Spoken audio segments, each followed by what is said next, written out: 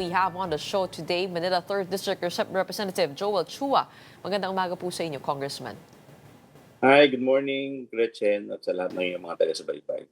A very interesting bill, 1404. No? I guess, ano pong nagtulak po sa inyo para i-propose tong bill na to? At matutuwa mga senior citizen kung sakasakaling mapasa po ito.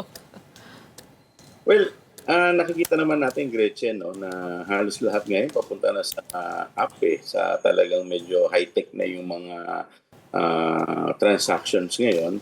At syempre, gusto naman natin ayaw mapag-iwanan yung mga senior citizen. But we want, of course, na yung cellphone, makapag-produce din yung mga gumagawa ng mga cellphone na senior-friendly na cellphone. Kasi syempre, hindi naman lahat talaga techie. At saka we want cellphone na medyo affordable para kasi alam naman natin ngayon na talagang hindi na siya luho Parang naging na siya necessary na siya sa lahat ng mga tao. Tsaka ito nga pong, tama po kayo, no? May napag-usapan nyo na rin. Lahat po ba ng mobile phones ay kasama dito sa discount na ito? O pag sinabing mobile phone, dapat yung hindi luho ang masasaklaw ng discount na pinapropose po ninyo? Siyempre tayo gusto natin lahat sana ng klase. But of course, itong bill naman na ito, dadalhin ito sa committee level.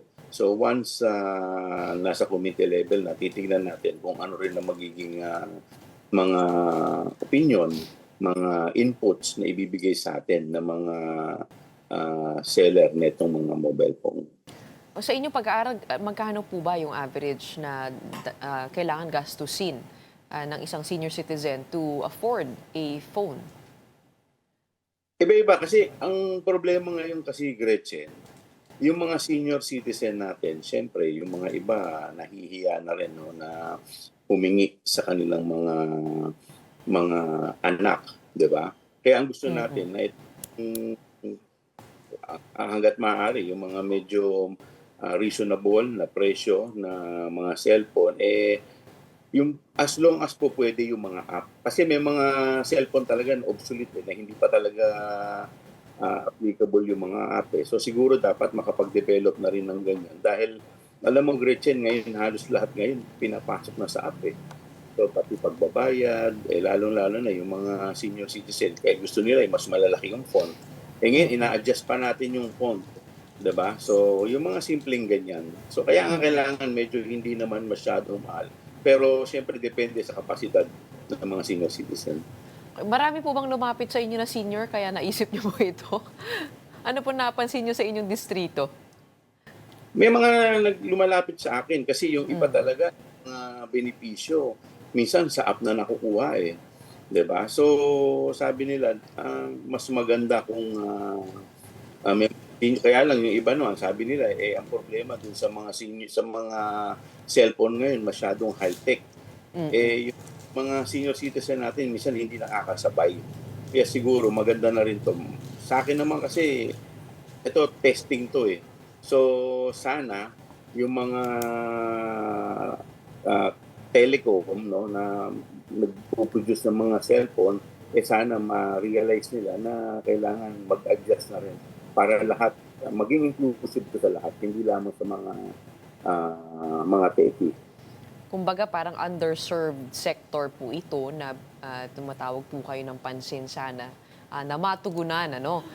Tama naman ho kayo kasi nga marami na nga din kahit nga pag pumunta po kayo ng Pag-ibig, ng PhilHealth, ng SSS, marami po online na ina-access pati yung registration. Pero baka naman po pwedeng samahan din ng magtuturo dito sa mga senior citizen kung paano gumamit nitong mga cellphone. Wala po ba kayong ganung provision? Well, maganda yung suggestion mo, pero kasi ito naman dadalhin sa committee level So doon sa committee level, malalaman natin lahat kung ano mga magiging problema. At syempre, mag-i-invite din tayo ng mga resource person, mga senior citizen na talaga namang nais din dito na mai-push itong bill na to. Bukod po dito, Congressman, kayo rin po ay tumatawag for an expansion of the benefits for senior citizens under PhilHealth. Ano po yung mga expanded benefits na hinahangad po ninyo dito sa bill?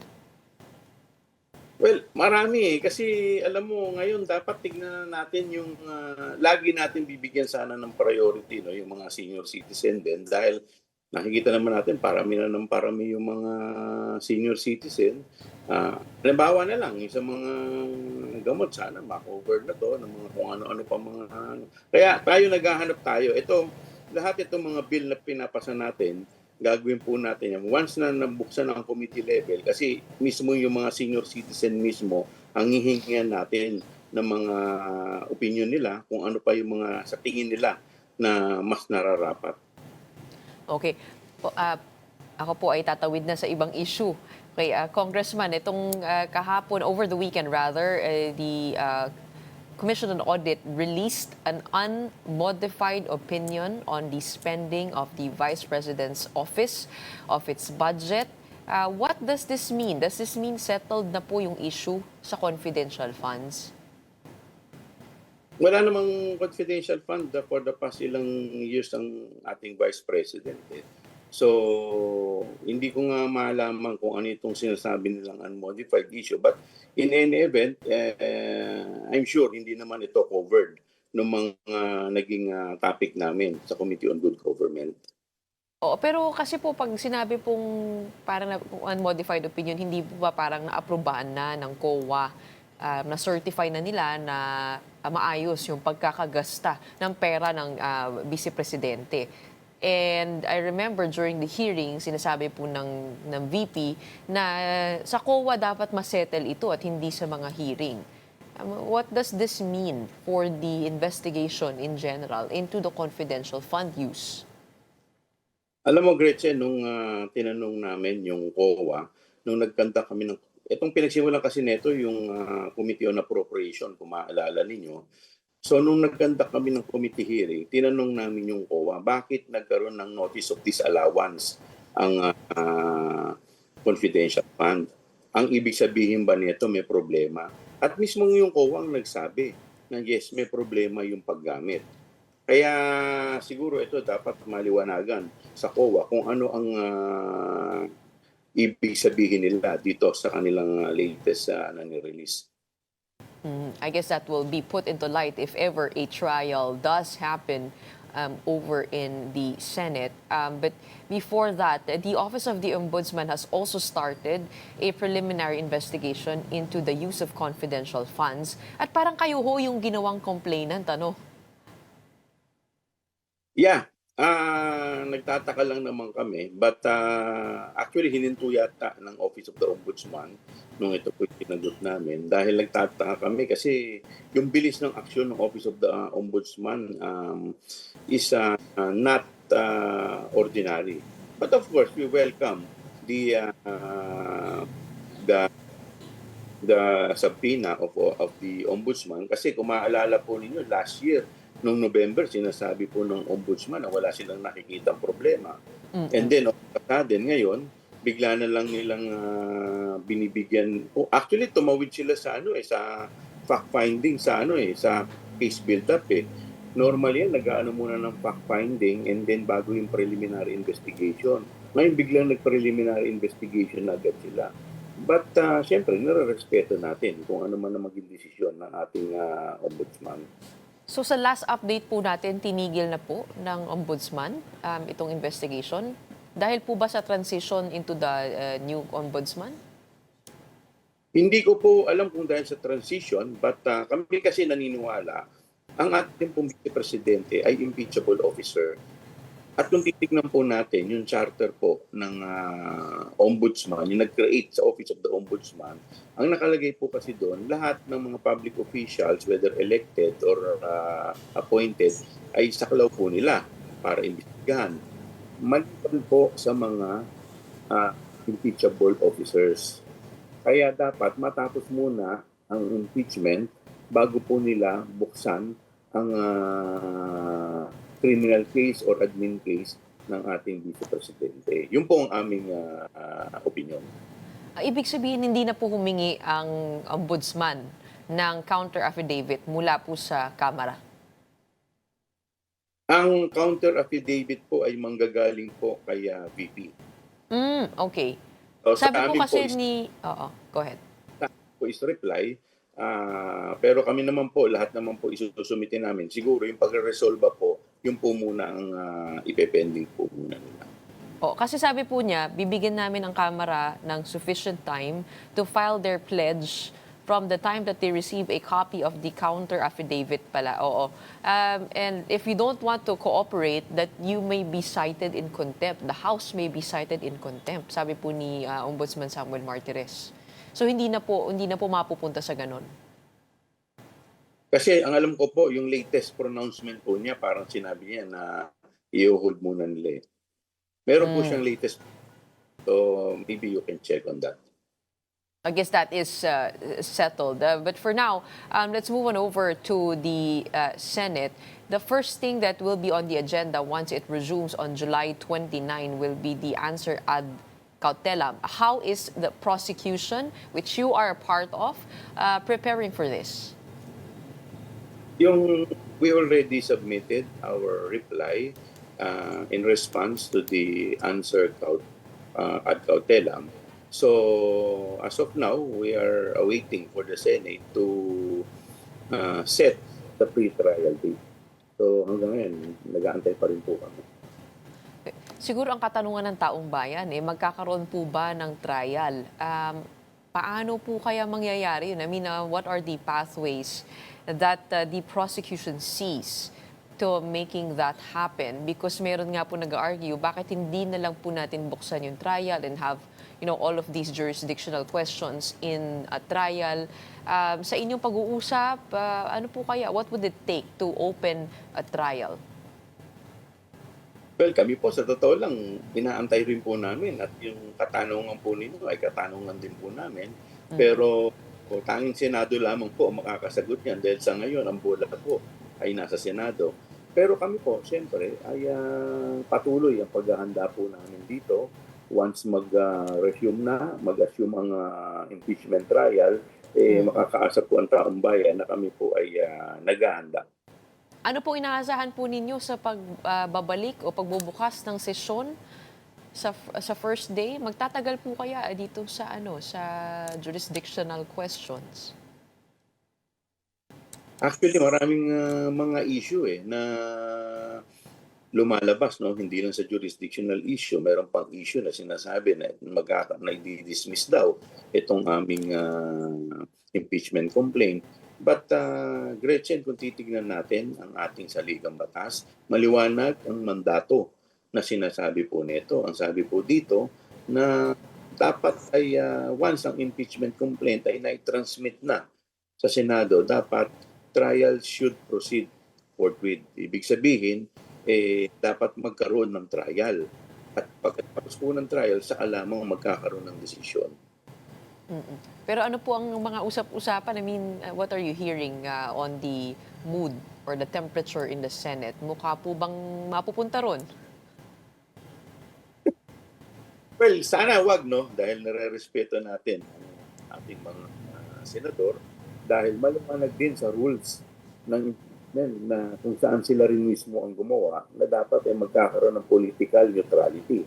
So sana inaasahan natin na yung mga sinumpaan nilang tungkulin na ito ay kanilang tutuparin. Okay. Si Attorney Lorna Capunan, will she still be part of the prosecution panel? Si Attorney Lorna Capunan ay hindi naman po part. Yes, we are from time to time seeking from siyempre yung mga insights nila, mga legal opinion nila. Actually, hindi lang naman si Attorney Capunan. Marami naman po kami mga abogado na tinatanong. So yung as to the members, wala pa pong final. Wala pang final. And when will that be determined, the final list? Siguro, once na nagsimula na, we will determine. Anyway, nandiyan lang naman po lahat yung mga abogado na nagpo-volunteer po at nagbibigay po sa amin ng mga kanilang mga legal opinion and expert opinion. Okay, pero sa inyong palagay, itong kanyang involvement dito sa missing Sabongeros as a representative of Atong Ang, do you think it could affect her involvement here? Well, as a lawyer, abogado po yan. Siyempre, lahat naman po ng mga ang abogado naman po talaga namang tumatanggap ng mga kaso, iba't ibang klase ng kaso. Yun sa amin naman po, libre lang Pro bono lang naman mga to, yung mga tumutulong abogado. Oo. Oh, meron din po pala akong nabasa no dito sa latest survey ng SWS na kung saan parang 4 out of 10 Filipinos believe that the Senate is intentionally delaying the start of the trial. So that's about 44%. But the more interesting data here is that the survey also measured public awareness of the impeachment complaint filed against the Vice President, which showed and revealed that the 41% learned about the impeachment only during the survey interview. Ibig sabihin, hindi po nila alam until tinanong sila. I mean, don't you find this alarming na ano pong nasisense po ninyo sa mga Pilipino pagdating dito sa impeachment? Kulang po ba ng kaalaman? Well, kung yun ang sinasabi ng ating survey, maaari. Pero actually, yung iba kasi hindi naman din alam nila kung ano talaga yung mismong laman ng impeachment. Kaya tingin ko mas mahalaga na maging aware po at siyempre napakalaki po ng papel ng mass media, kagaya po ninyo, para mailahad po sa ating mga kababayan kung ano po talaga ang nangyayari at kaganapan dito po sa ating gobyerno. Okay, so kaya po ba kinuha niyo si Attorney Bukoy? I mean, is that a response to that? Not necessarily. Si Attorney Bukoy naman, ay kilala naman po natin. Talaga namang ever since, member po siya ng FLAG, talaga namang pupulong siya. At talaga naman yung kanyang experience as a litigation lawyer, hindi rin naman natin matatawaran. So, malaking bagay din po yung participation po ni Attorney Bukoy. Okay, Congressman, huling katanungan, kayo po ay nag-file ng bill para din po madeklara si Dolphy bilang isang national artist. Ano po ang inyong justification to declare him as national artist? Alam mo, high time na dahil pag sinabi mo naman talagang yung contribution po ni Dolphy sa ating pinalakang tabing ay talaga namang hindi rin natin matatawaran. Alam mo, si Dolphy ay masasabi po natin hindi lamang king ng comedy, pero masasabi na rin po natin na isa rin po siya sa mga muka ng industriya. So siguro dapat bigyan din po natin ng parangal yung mga taong kagaya po niya. Dahil yung kanyang contribution dito po sa industry ay hindi rin naman matatawaran. Ay, batang-bata pa po ako, nanonood na nga ako ng Home Along the Rails. Kayo po, anong paborito nyo? Ako, mahalata po ninyo kung ano edad ko. Ano po? John and Marcia. John and Marcia. Oo, yung 1945 po ba? Joke lang. Okay, maraming salamat po. Thank you so much for spending your morning with us. We have Manila 3rd District Representative Joe Chua. Abangan po namin kayo sa Kongreso. Maraming salamat.